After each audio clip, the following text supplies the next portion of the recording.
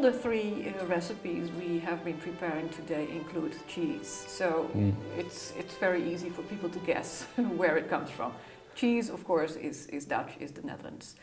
And it is something all of us eat. And you eat it for breakfast, you eat it for lunch, you can even have it for dinner.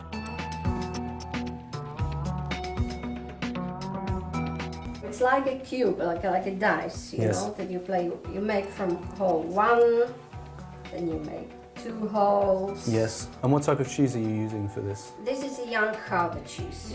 This is a pumpernickel bread, which goes into very small pieces, and it's very difficult to stuff it in. So you have to find these bigger parts. Like the big seeds in the bread. Yes, big seeds that you put it inside, and that it also looks nice.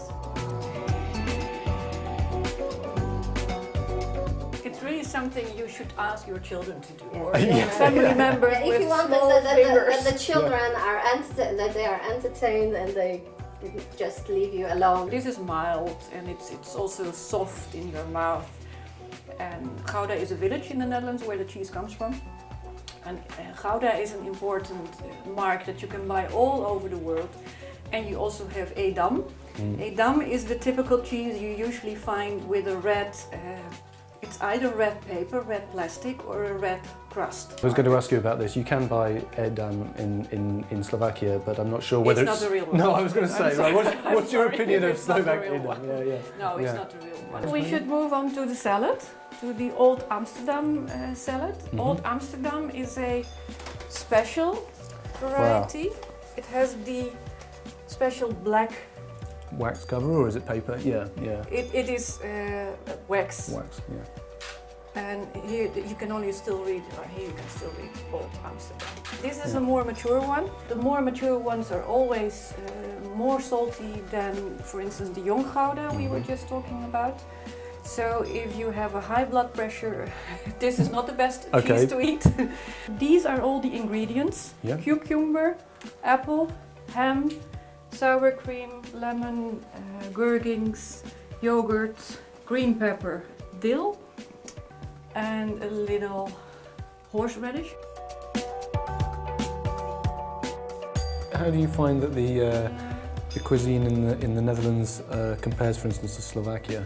In a way, our cuisines are similar, because I would say our cuisines are among the less complicated ones in Europe. So it is more simple dishes for hardworking people, people who work on the land and who simply need good food, many calories in order for them to do the hard labor.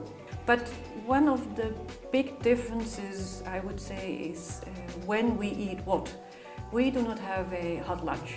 We have for lunch bread, cheese and a glass of milk.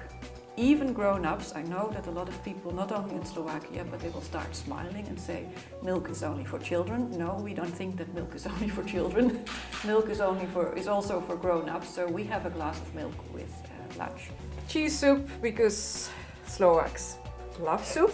This is a soup, again, made of Gouda cheese, but this time it's a more mature one. You start by melting the butter. After the Second World War, when our former colonies became independent, and a big group, both from Indonesia, which used to be a Dutch colony, and Suriname, another Dutch colony in South America, when large groups of these people came to the Netherlands and they brought with them their dishes, and they have become very, very popular. So Indonesian food is seen as Dutch food. It's part of our cuisine nowadays, and it is amazingly popular. Tastes are much more complicated, refined, even though it's a sharp taste, especially Indonesian food. But it is a big difference from our regular food, and I think that is indeed why so many people really like it. It's popular preparing, it's popular eating out in restaurants. People do not go out eat in a restaurant because they want to eat Dutch food.